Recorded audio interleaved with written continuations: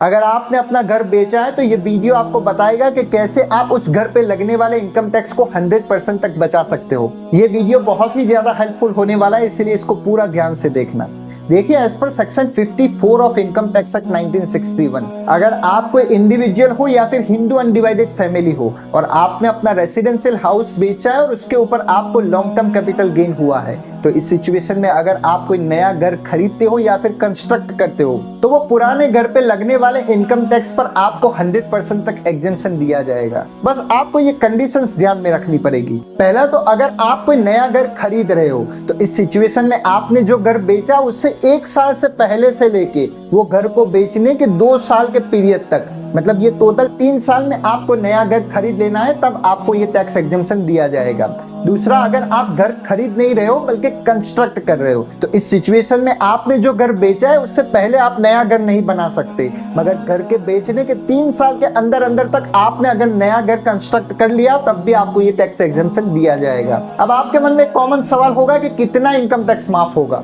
तो आंसर बड़ा सिंपल है कि आपने जो घर बेचा है उसके ऊपर आपको जितना कैपिटल गेन हुआ है उससे ज्यादा का आपने नया घर खरीद लिया। जैसे 10 लाख का मान लो कि आपको कैपिटल गेन हुआ है और आपने नया घर खरीदा है 12 लाख रुपए में, तो इस सिचुएशन में तो आपको पूरा का पूरा 10 लाख का टैक्स एग्जेम्पशन दिया जाएगा। मगर आपने नया घर ही 10 लाख से कम अमाउंट पे खरीदा है, जैसे 60 लाख रुपए में, तो इस सिचुएशन में आपको सिर्फ 60 लाख तक ही टैक्स एग्जेम्पशन दिया जाएगा। आई होप ये डिटेल्ड वीडियो आपको बहुत ज्यादा हेल्पफुल होगा। अगर ये वीडियो पसंद आए तो उसे लाइक और मेरी चैनल CA फैजल सैदा को सब्सक्राइब कर देना।